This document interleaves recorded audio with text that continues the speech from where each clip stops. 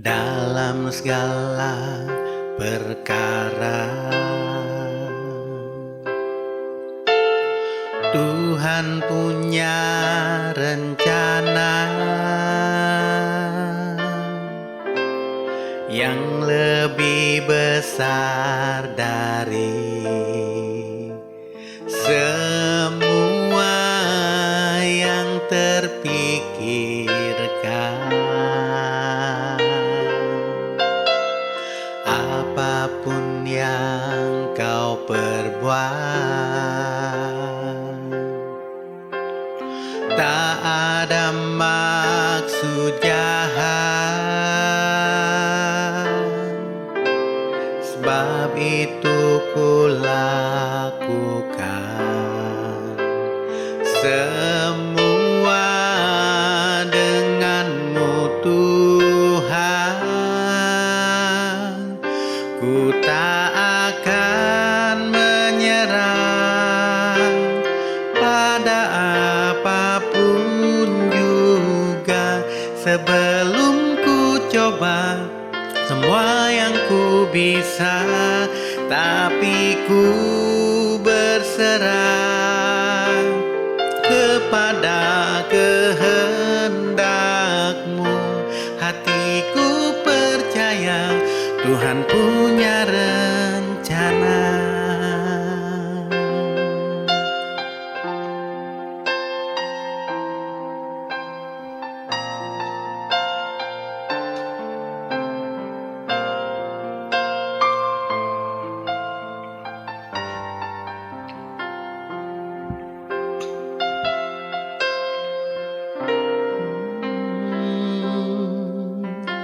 Dalam segala perkara,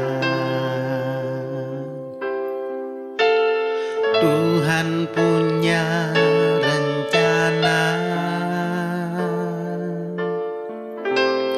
yang lebih besar dari semua yang terpikirkan. Apapun yang kau perbuat, tak ada maksud jahat, sebab itu ku lakukan semua denganmu Tuhan. Ku tak akan menyerah pada apapun juga, sebelum ku coba semua yang ku bisa, tapi ku berserah kepada kehendak-Mu. Hatiku percaya Tuhan punya rencana. Ku tak akan menyerah pada apapun juga, sebelum ku coba semua yang ku bisa, tapi ku berserah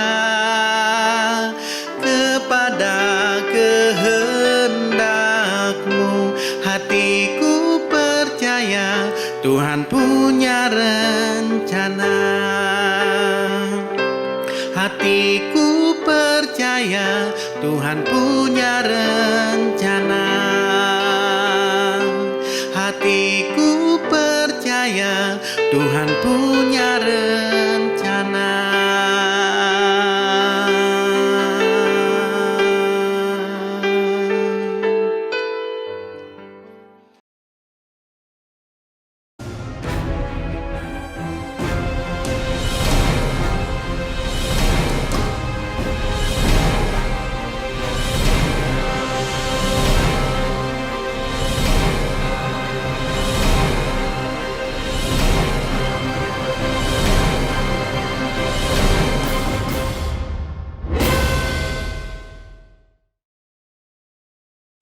Shalom jemaat Tuhan dimanapun berada. Tak terasa di bulan ini memasuki bulan Agustus. Di tahun 2021 ini merupakan suatu anugerah Tuhan bagi setiap kita jemaat. Jemaat dimanapun berada, mari kita mau menyembah, kita mau meninggikan Dia. Kita mau bersama-sama bersorak-sorai memuji Allah kita yang sangat dahsyat. Mari kita berdoa. Terima kasih Tuhan buat hari ini, hari yang sangat baik bagi setiap kami, di mana kami boleh memuji meninggikan Engkau Tuhan. Ini adalah suatu kesempatan bagi kami Tuhan untuk bertemu dengan wajah-Mu Bapa. Bapa, kiranya puji-pujian ini boleh meninggikan, boleh menyenangkan hati-Mu Bapa, sebab Engkau Allah yang sangat luar biasa. Terima kasih Bapa, Kau urapi setiap kami Bapa pada saat ini. Haleluya, amin. Mari saudara kita meninggikan, menaikkan pujian bagi Raja kita. Haleluya.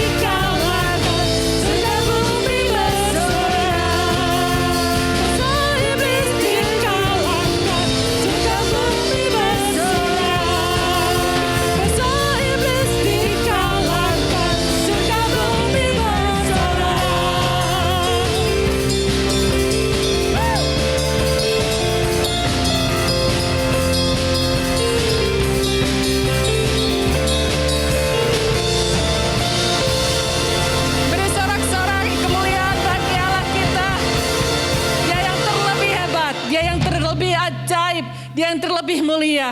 Mari kita menaikkan pujian bagi Tuhan kita lebih lagi. Haleluya. Sebab Dia Allah yang maha mulia dan telah memberikan kuasa bagi setiap kita.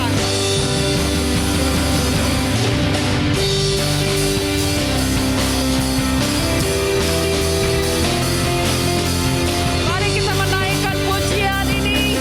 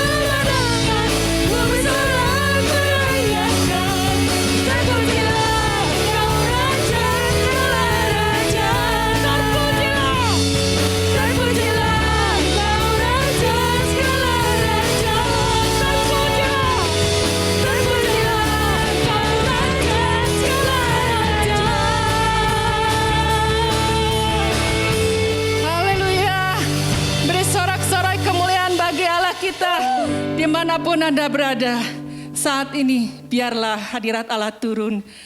Tuhan, terima kasih atas segala kasih dan setiamu Bapa. Kau Allah yang sangat baik. Kau Allah yang sangat baik bagi setiap kami. Tuhan, ini kami Tuhan. Kami percaya bahwa kasih-Mu selalu ada bagi setiap kami. Kami percaya Engkau selalu ada Tuhan. Saat dimanapun kami membutuhkan Engkau Tuhan. Terima kasih Tuhan, bahwa janji-Mu ya dan amin. Terima kasih Bapa. Haleluya Tuhan. Kau yang tidak pernah berubah Tuhan. Kasih dan setia-Mu selalu ada bagi setiap kami Tuhan. Terima kasih.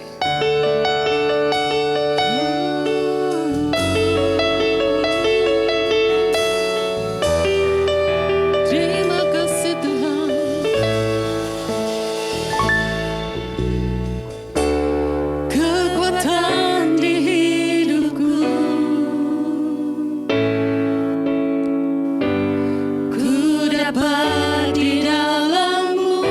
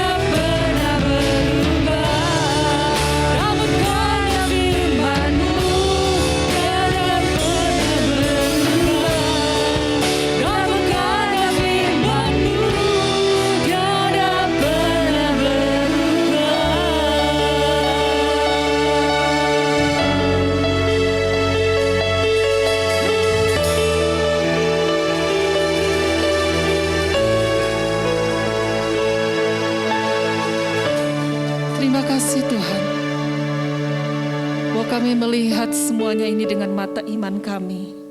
Kami tidak melihat sekeliling kami Tuhan, tetapi kami percaya firman-Mu, ya dan amin bagi setiap kami Tuhan. Ya Bapa, ini kami Tuhan.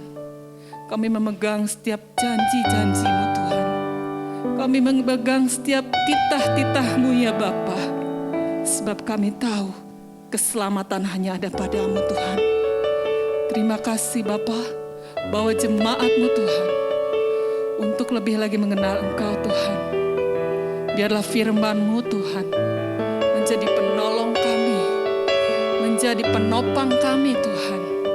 Ketika kami hidup Tuhan, kami diselamatkan. Terima kasih Bapa atas segala kebaikan-Mu. Kau urapi Tuhan setiap kami yang mendengarkan firman-Mu. Haleluya. Amin.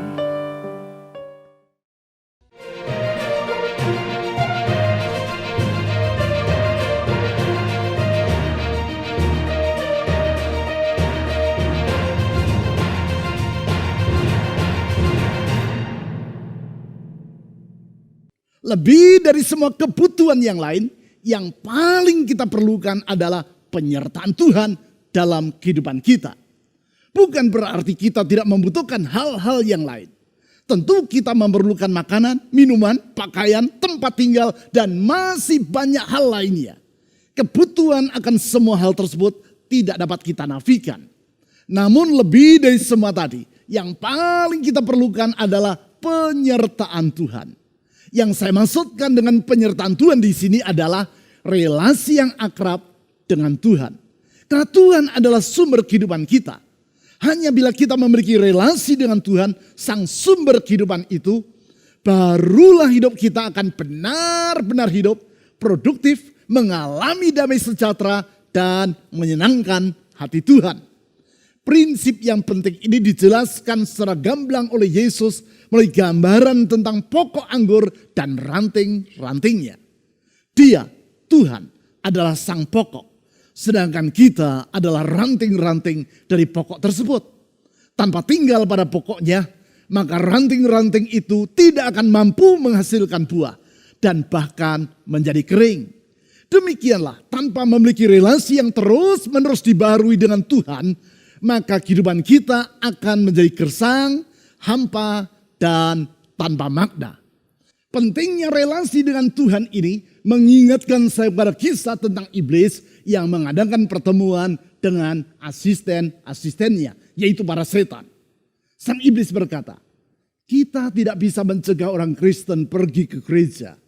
Kita tidak dapat menghalangi mereka untuk membaca Alkitab dan terlibat dalam berbagai aktivitas pelayanan. Namun demikian, kita harus berupaya agar mereka tidak membangun relasi yang intim dan yang bersifat menetap dengan Kristus. Sebab bila mereka memiliki hubungan yang akrab dengan Yesus, maka kuasa kita atas mereka akan menjadi hancur berantakan. Oleh karena itu, biarkanlah mereka pergi ke gereja. Biarkanlah mereka sibuk terlibat dalam pelayanan. Namun, curilah waktu mereka. Yaitu supaya mereka tidak dapat membangun pengalaman yang intim dengan Yesus Kristus. Jadi, inilah yang harus kalian lakukan. Alihkan perhatian mereka dari keakraban dengan juru selamat mereka. Dan halangi mereka dari memelihara relasi yang penting itu di sepanjang hari mereka. Bagaimana cara untuk melakukan hal itu? Teriak salah seorang setan.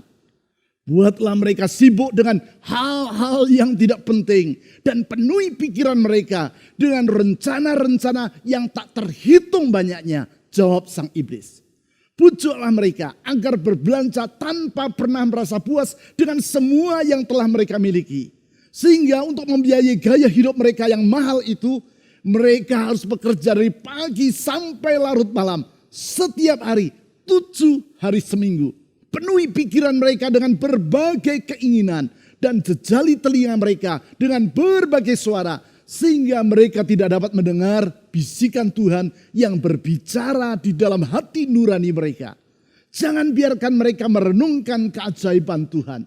Untuk itu, buatlah mereka sibuk menonton ini dan itu. Berkutat dengan sosial media dan mengirim serta membaca pesan di handphone mereka. Dengan cara demikian, kalian dapat merusak keakraban mereka dengan Kristus.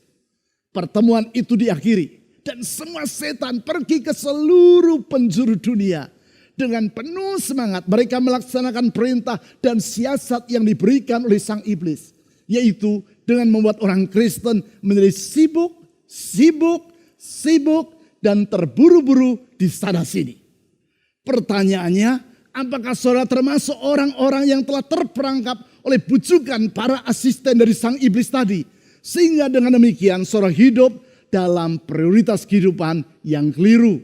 Sebaliknya dari mengutamakan hal yang utama, justru saudara mendahulukan hal-hal yang bukan utama. Sebaliknya dari memprioritaskan relasimu dengan Tuhan, justru saudara mengorbankan relasi tersebut demi mengerjakan hal-hal yang lain, sebaik apapun hal tersebut.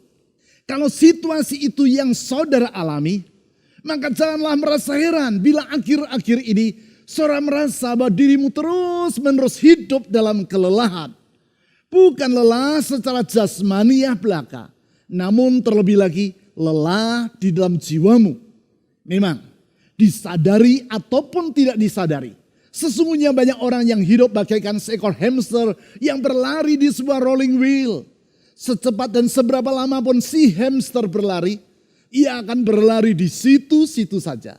Energinya habis, ia kelelahan dan tidak pernah mengalami kemajuan sedikit pun juga. Oleh karena itu, saya mengajak saudara mempelajari janji dan pertolongan Tuhan dalam memberikan kesegaran yang baru dalam hidup kita. Kesegaran yang baru sehingga saudara dapat menjalani kehidupanmu dengan penuh gairah, limpah dengan damai sejahtera, serta produktif. Itulah kehidupan yang refresh, kehidupan yang disegarkan. Kehidupan yang dicontohkan oleh para tokoh Alkitab, baik di perjanjian lama maupun perjanjian baru, termasuk diteladankan oleh Yesus sendiri. Di dalam Alkitab kita dapat melihat bahwa sebaliknya dari hidup dengan prioritas yang salah, yaitu dengan mendahulukan hal-hal yang tidak seharusnya diutamakan, Yesus mengutamakan relasinya dengan Allah Bapa. Untuk itu secara berkala, ia menyisihkan waktu untuk berada di dalam keheningan. Waktu hening atau yang dalam bahasa Inggris biasa diistilahkan sebagai silence and solitude. Dari sekian banyak catatan dalam Alkitab perihal yang dilakukan oleh Yesus tentang hal itu, kita baca salah satunya, yaitu sebagaimana yang ditulis di dalam Markus pasal 1 ayat 35. Markus pasal 1 ayat 35. Pagi-pagi benar, waktu hari masih gelap, ia Yesus bangun dan pergi keluar. Ia pergi ke tempat yang sunyi dan berdoa di sana. Dari apa yang Yesus lakukan, yaitu sebagaimana yang dicatat dalam ayat ini, kita dapat melihat apakah yang dimaksudkan dengan waktu hening atau silence and solitude, serta pentingnya hal tersebut. Sedemikian pentingnya, sehingga sebelum ia melakukan hal yang lain, pagi-pagi benar, waktu hari masih gelap, Yesus memberikan waktu untuk mempraktikkan silence and solitude. Sebagaimana yang telah saya utarakan tadi. Bukan hanya kali itu saja Yesus pergi ke tempat yang sunyi untuk mengambil waktu agar berada di dalam keheningan atau melakukan silence and solitude. Dalam catatan Alkitab berulang kali ia melakukan hal tersebut. Ada kalanya di siang hari, yaitu seperti yang dicatat dalam Markus pasal 6 ayat 31 sampai 32. Dan tidak jarang pada malam hari seperti yang antara lain dicatat dalam Matius pasal 14 ayat 23 dan Lukas pasal 6 ayat 12. Bahkan di awal pelayanannya, sebelum ia melakukan hal yang lain, Yesus terlebih dulu mengambil waktu untuk berada di dalam keheningan selama 40 hari di padang gurun. Yaitu seperti yang dicatat di dalam Markus pasal 1 ayat 9 sampai 12. Apabila Yesus yang adalah Tuhan dalam keberadaannya sebagai manusia di dunia 2000 tahun yang lampau memprioritaskan waktu hening ini serta melakukannya secara berkala, maka berarti kita pun perlu untuk mengerjakannya. Mengapa demikian? Sebab setidaknya ada 3 manfaat yang sangat penting dari waktu hening atau silence and solitude. 3 manfaat yang membuat hidup kita akan senantiasa berada di dalam keadaan yang refresh atau disegarkan. Ketiga manfaat tersebut adalah yang pertama, waktu hening adalah tempat perjumpaan dengan Allah. Saya ulang, waktu hening adalah tempat perjumpaan dengan Allah. Itu sebabnya sebagaimana yang dicatat dalam Markus pasal 1 ayat 35 tadi, Yesus bukan hanya mengambil waktu untuk berada di dalam keheningan, tetapi ia juga berdoa di sana. Mari kita baca kembali ayat tersebut untuk memperjelas apa yang telah saya kemukakan. Markus pasal 1 ayat 35. Pagi-pagi benar, waktu hari masih gelap, ia bangun, Yesus bangun dan pergi keluar. Ia pergi ke tempat yang sunyi dan berdoa di sana. Di ayat ini ditulis bahwa bukan hanya Yesus pergi ke tempat yang sunyi, namun di situ ia juga bertemu dengan Allah Bapa melalui doa. Berjumpa dan bersekutu dengan Allah Bapa dalam keheningan. Untuk memperjelas makna dari waktu hening atau silence and solitude ini, saya perlu menerangkan apakah yang dimaksudkan dengan kata silence dan kata solitude. Saya awali dengan menjelaskan makna dari kata silence. Silence artinya adalah hening, diam tanpa suara. Perlu dipahami bahwa terdapat 2 dimensi dari silence. Dimensi yang pertama yaitu hening secara eksternal. Itulah keheningan yang sama sekali tanpa suara yang terdengar. Keheningan seperti itulah yang dimaksudkan dalam Markus pasal 1 ayat 35 tadi. Yaitu ketika Yesus di pagi-pagi benar, waktu hari masih gelap, pergi ke tempat yang sunyi. Artinya, ia mencari tempat di mana ia tidak akan terganggu oleh berbagai macam suara. Yang menjadi masalah, di masa kini tidaklah mudah bagi orang untuk hidup tanpa mendengar suara. Kesunyian bagi sebagian besar orang terasa sangat mengganggu, bahkan mungkin menakutkan. Karena orang dari sejak pagi sampai larut malam dikondisikan untuk terus-menerus mendengar suara. Tidak sedikit di antara saudara yang bangun pagi karena mendengar suara, yaitu suara alarm dari handphone yang saudara taruh di pinggir tempat tidur saudara. Begitu bangun tidur, tidak sedikit pula orang yang langsung menghidupkan pesawat televisi dan membiarkannya tetap menyala di sepanjang hari tanpa menontonnya. Karena bagi yang bersangkutan, apabila ia tidak mendengar suara, maka terasa di dalam rumahnya seperti ada yang kurang. Tidak cukup itu saja. Sementara berolahraga, ia juga mendengarkan lagu-lagu dari earphone pada telinganya. Demikian juga dalam perjalanan ke kantor dengan mobil. Tak lupa ia memutar lagu-lagu di sepanjang perjalanan. Bahkan tidak jarang orang yang hanya dapat tertidur apabila ia duduk di depan pesawat televisi yang berada di dalam keadaan menyala. Singkat kata, dari sejak membuka mata di pagi hari sampai ia memejamkan mata di malam hari, yang bersangkutan tidak bebas dari suara. Suara ini juga dalam bentuk membanjirnya pesan lewat sosial media yang memenuhi handphone kita. Perkembangan sosial media dan pengaruhnya yang luar biasa pesatnya, seperti yang ditulis oleh Thomas Friedman, jurnalis dan pemenang 3 kali hadiah Pulitzer dalam bukunya Thank You for Being Late.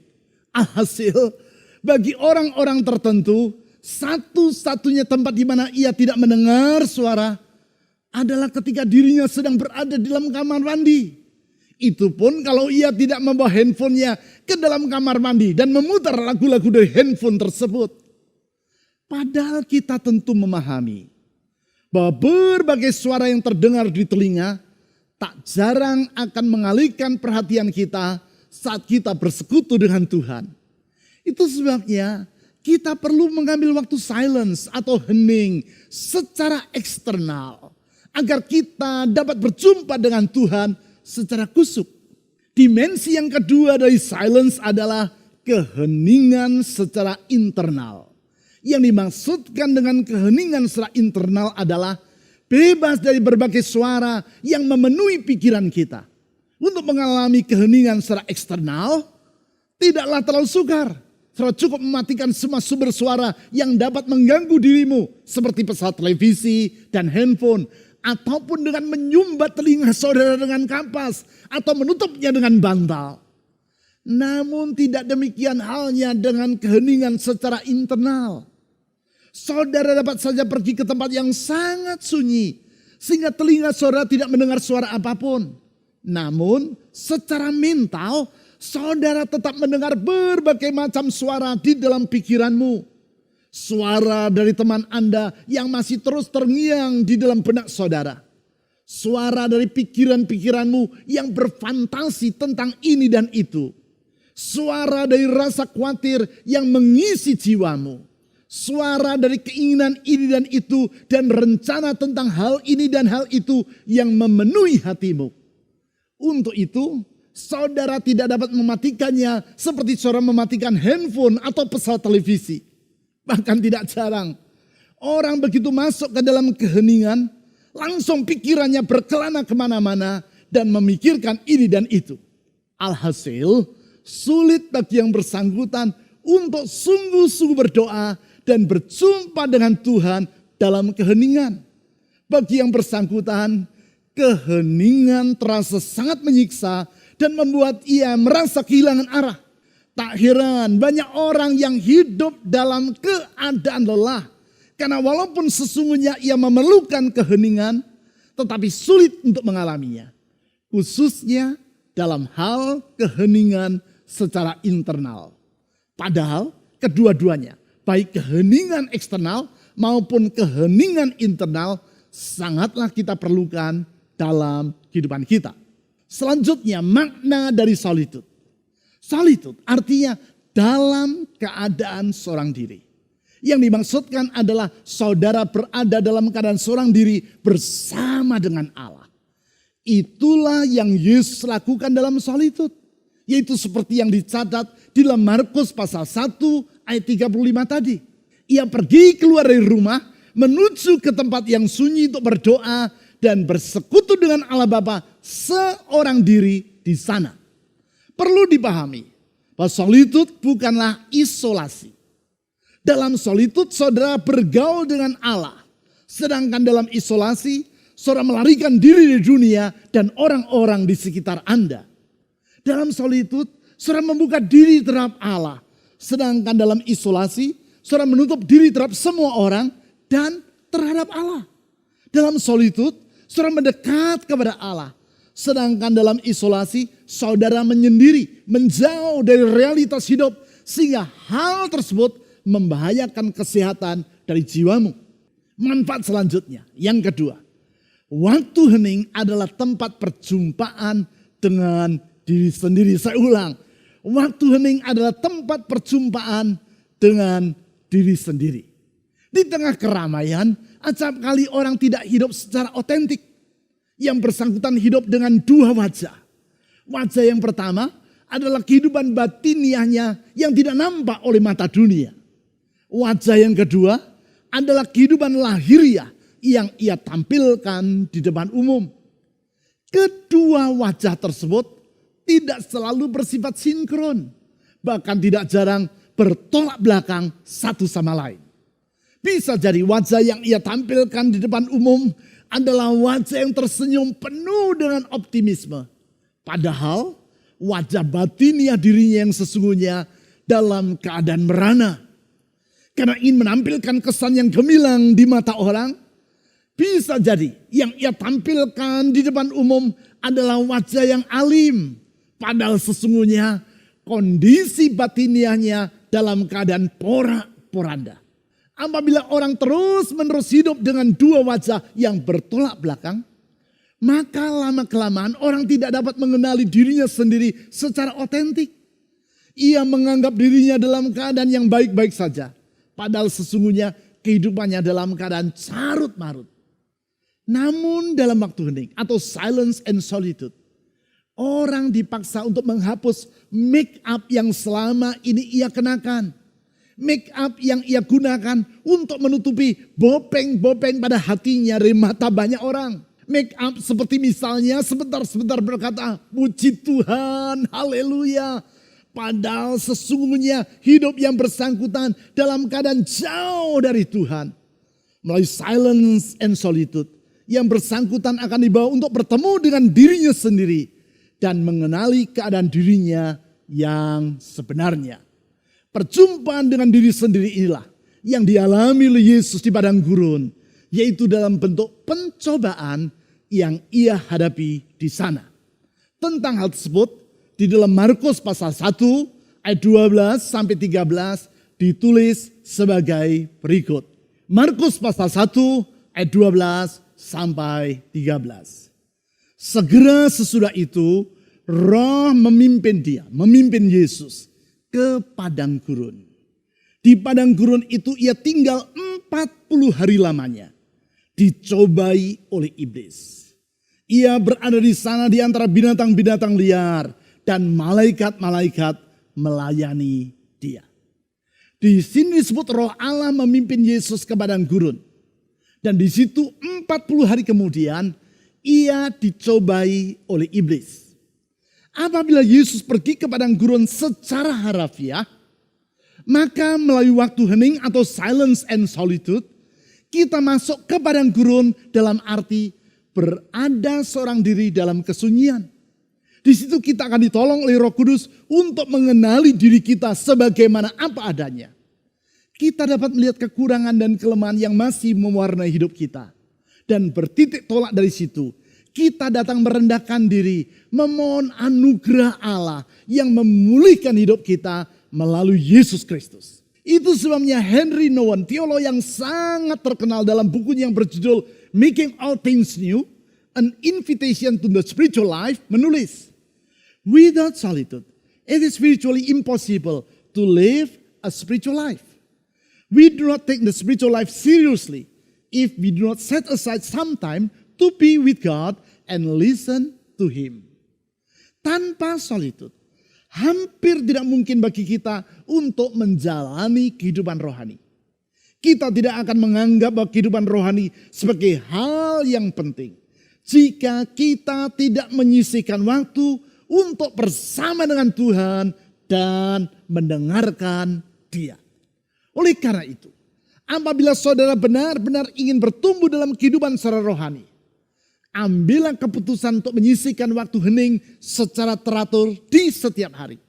Waktu hening atau waktu teduh yang antara lain saudara lakukan ketika saudara melakukan ibadah harian di pagi, siang, dan petang hari. Sekarang, manfaat berikutnya. Yang ketiga, waktu hening adalah tempat pembaharuan. Saya ulang, waktu hening adalah tempat pembaharuan. Karena sesungguhnya keriuh rendahan suara, baik yang di luar maupun di dalam diri kita, sangatlah melelahkan. Dalam hal ini melelahkan jiwa kita. Oleh sebab itu dicatat dalam Alkitab, acap kali Yesus mengajak para muridnya untuk pergi ke tempat yang sunyi. Artinya mengambil waktu hening untuk beristirahat. Sebagai contoh, sebagaimana yang tulis dalam Markus pasal 6 ayat 30 sampai 31. Markus pasal 6 ayat 30 sampai 31. Kemudian rasul-rasul itu kembali berkumpul dengan Yesus dan memberitahukan kepadanya semua yang mereka kerjakan dan ajarkan. Lalu ia berkata kepada mereka, marilah ke tempat yang sunyi supaya kita sendirian dan beristirahatlah seketika. Sebab memang begitu banyaknya orang yang datang dan yang pergi, sehingga makan pun mereka tidak sempat. Di sini dicatat apa yang dilakukan oleh para murid Yesus sesudah mereka pulang dari melakukan praktik pelayanan. Mereka memberitahu kepada Yesus tentang berbagai hal yang mereka kerjakan dan ajarkan di dalam masa praktik pelayanan tersebut. Kita dapat membayangkan betapa antusiasnya mereka ketika menceritakan mujizat-mujizat yang terjadi dalam pelayanan yang mereka lakukan. Menanggapi semua laporan tersebut, Yesus mengajak para muridnya untuk pergi ke tempat yang sunyi supaya mereka berada dalam keadaan sendirian. Itulah silence and solitude atau waktu dalam keheningan. Selanjutnya Yesus menjelaskan tujuan dari ajakan yang ia berikan, yaitu agar mereka dapat beristirahat seketika. Kata beristirahat yang digunakan di situ dalam bahasa Yunani adalah anapauo, yang artinya adalah rest atau beristirahat, dan refresh atau disegarkan. Dengan kata lain, melalui silence and solitude, kita akan mengalami pembaruan dalam semangat kita. Kita akan mengalami pemulihan dari kelelahan dalam jiwa kita. Dan kita akan disegarkan dalam relasi kita dengan Tuhan. Yang menjadi masalah, di tengah tantangan dan kesulitan hidup yang sedang dihadapi manusia, tidak jarang orang justru mengabaikan pentingnya untuk mengalami penyegaran relasi dengan Tuhan ini. Yang bersangkutan sama seperti pohon yang berada di tengah kemarau yang panjang. Namun justru sang pohon tidak bersedia menjulurkan akar-akarnya ke sungai yang tidak pernah kering. Dan yang berada tidak terlalu jauh dari dirinya. Si pohon tidak menyadari bahwa yang paling ia perlukan di setiap keadaan adalah relasi yang erat dengan sang sungai yang adalah sumber kehidupan yang ia perlukan. Untuk mempraktikkan silence and solitude, ada 4 langkah praktis yang perlu saudara lakukan. Yang pertama, pilihlah tempat yang terasa nyaman dan yang memungkinkan saudara untuk bersikap terbuka kepada Allah. Tempat ini mungkin adalah ruang keluarga, kamar tidur, atau tempat mana saja di rumah saudara. Untuk melakukannya, mungkin saudara harus memilih waktu di pagi hari buta atau di malam hari, di mana saudara dapat duduk diam tanpa terganggu oleh suara apapun atau oleh siapapun juga. Yang kedua, duduklah dengan nyaman dan sadarilah akan kehadiran Allah yang menyertai Anda. Yang ketiga, teduhkan hati Anda dengan bersikap menyerah kepada Tuhan. Yang keempat, nikmati kehadiran Tuhan yang menyertai dirimu. Dan dengan demikian, saudara beristirahat di dalam Dia. Perjumpaan dengan Allah yang terjadi bukan karena upaya ataupun kebaikan kita, namun karena anugerahnya dalam Yesus Kristus. Karena melalui kasih dalam pengorbanan Yesus di kayu salib, kita, manusia yang berdosa, diperdamaikan dengan Allah yang adalah sumber kehidupan kita. Hanya karena anugerahnya, kita yang telah terpisah dari Allah oleh karena dosa dan kejahatan kita, dapat kembali memiliki relasi yang akrab dengan Dia. Melaluinya, dalam kerendahan hati, kita menyerahkan diri ke dalam anugerah Tuhan dengan menyadari bahwa lebih dari semua hal yang lain, yang paling kita perlukan adalah penyertaan Tuhan, yaitu relasi yang akrab dengan Dia. Sekarang, mari kita berdoa. Tuhan Yesus, kami bersyukur kepada-Mu karena oleh anugerah-Mu, kasih yang Engkau tunjukkan melalui pengorbanan-Mu di kayu salib, kami manusia yang telah terpisah dari Allah oleh karena kejahatan kami, dapat diperdamaikan kembali dengan Allah yang adalah sumber kehidupan kami. Oleh karena anugerah dan pertolongan-Mu, kami dapat menjalin relasi yang semakin hari semakin lebih intim dengan Tuhan. Oleh karena pertolongan dan tuntunan-Mu, relasi kami dengan Allah semakin hari bertambah akrab. Dan di sana kami mendapatkan damai yang sesungguhnya. Di situ kami mengalami sejahtera yang sebenarnya. Sehingga ketika dunia sedang bergolak, hati kami akan tetap teduh. Ketika dunia ini berada dalam keadaan lelah, hidup kami akan semakin segar. Tuhan Yesus, Kami bersyukur untuk anugerah-Mu itu. Kami sungguh bersyukur cinta dan pengorbanan-Mu. Karena semua itu yang memberi pengharapan bagi kami. Pengharapan yang tidak mengecewakan. Pengharapan yang tidak akan pernah mengecewakan. Tuhan Yesus, saat ini saya berdoa. Untuk semua orang yang memanggil nama-Mu dan berseru kepada-Mu. Di dalam beban pergumulan hidup mereka masing-masing. Kami percaya kuasa-Mu tidak pernah berubah. Engkau sanggup melakukan segala perkara dan tiada yang mustahil bagi Engkau. Tuhan Yesus, ulurkan tangan-Mu yang menyembuhkan. Ulurkan tangan-Mu yang meneduhkan. Ulurkan tangan-Mu yang meneguhkan hidup ini. Bukalah jalan di saat tiada jalan. Ulurkan jawaban-Mu tepat pada waktunya. Karena kami percaya Engkau setia berfirman-Mu. Apapun yang Kau janjikan pasti akan Kau genapi dengan indah pada waktu-Mu. Oleh karena itu Tuhan Yesus, dalam syukur kepada-Mu dan iman kepada-Mu, kami memandang hari esok dengan yakin bahwa di dalam Tuhan Yesus ada pengharapan yang tak pernah mengecewakan. Di dalam nama di atas segala nama, nama Yesus Kristus Tuhan, Juru Selamat yang hidup, kami telah berdoa. Amin.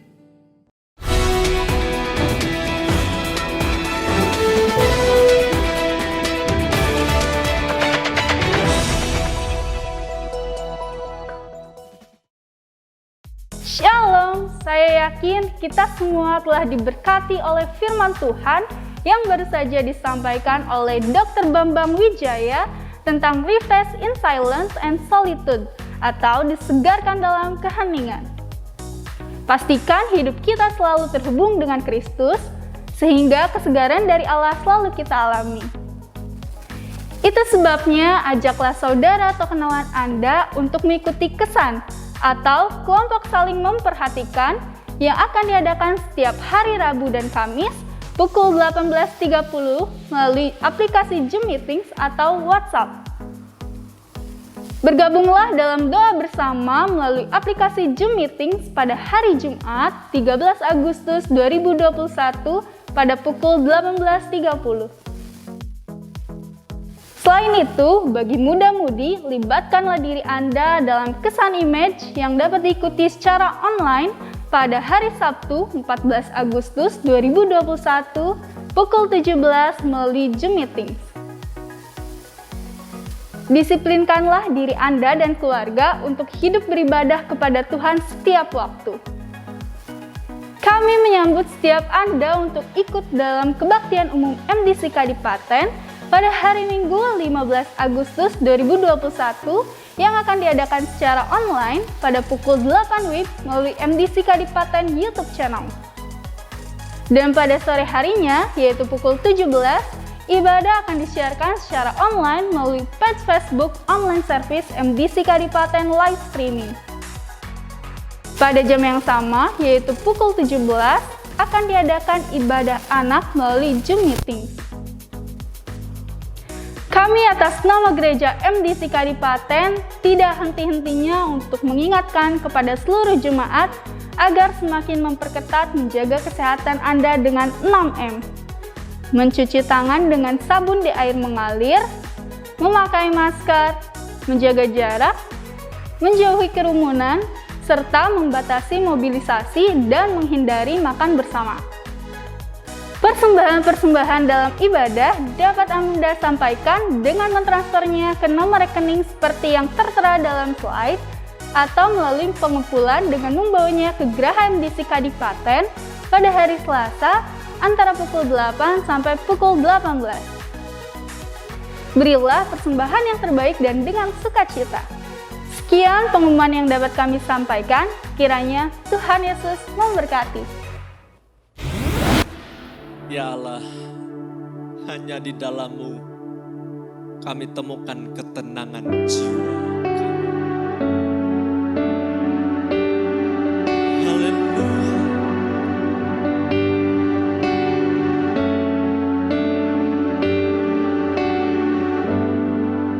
Kekuatan di jiwaku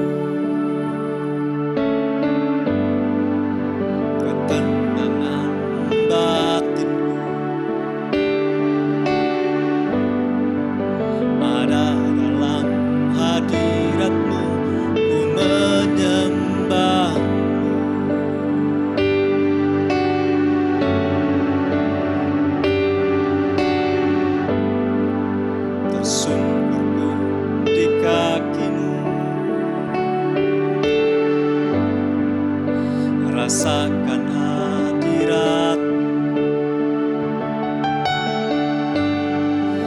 Takkan ku melepaskanmu, kau cahaya bagiku. Mengiringmu seumur hidupku, masuk dalam rencanamu Bapa. Pikiranku, kehendakku,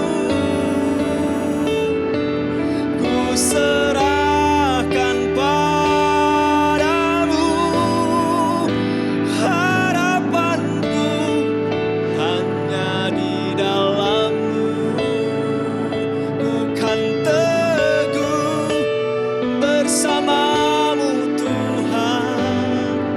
Jadikanku bencana-Mu untuk memuliakan-Mu.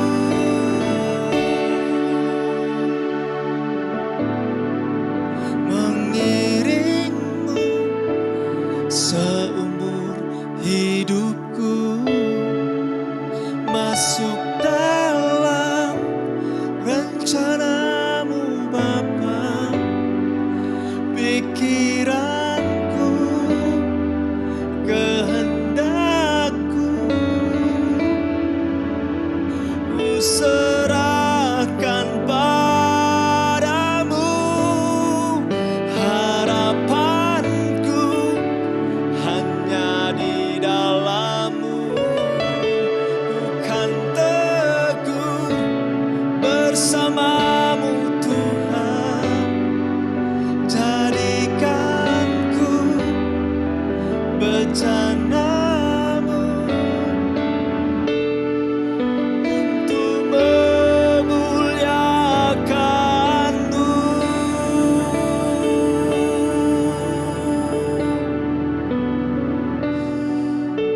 Haleluya.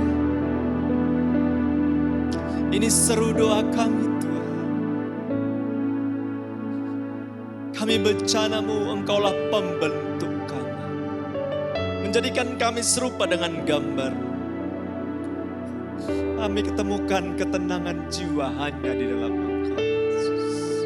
Makasih untuk berita firman-Mu, mengajarkan kami untuk bersikap tenang, berada dalam kesunyian hanya antara kami dan Engkau.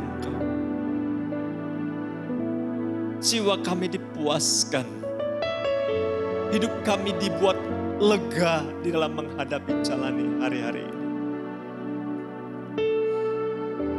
Di tengah dunia yang bergelora, tenanglah jiwa kami di dalam Engkau Tuhan. Mengalami relasi semakin meningkat dengan Engkau ya Bapa. Berkati umat-Mu dengan segala persembahan pujian penyembahan mereka di hadapan Tuhan. Dengan segala persembahan-persembahan yang mereka lakukan, baik persembahan persembahan persepuluhan, persembahan khusus. Dalam masa pandemi yang tidak mudah, mereka memberikan itu kepada Tuhan. Lapangkan, luaskan, berkat-Mu dicurahkan atas itu. Apapun bentuk persembahan jemaat Tuhan, lewat perilaku kehidupan mereka sehari-hari pun, Tuhan berkati. Nama-Mu dimuliakan melalui hidup umat. Beri jalan keluar dalam usaha umat. Dan berkati dengan aliran-aliran berkat sorgawi. Dimanapun mereka berada dalam pekerjaan dan usaha mereka. Terima kasih Tuhan untuk ibadah saat ini Engkau berkati.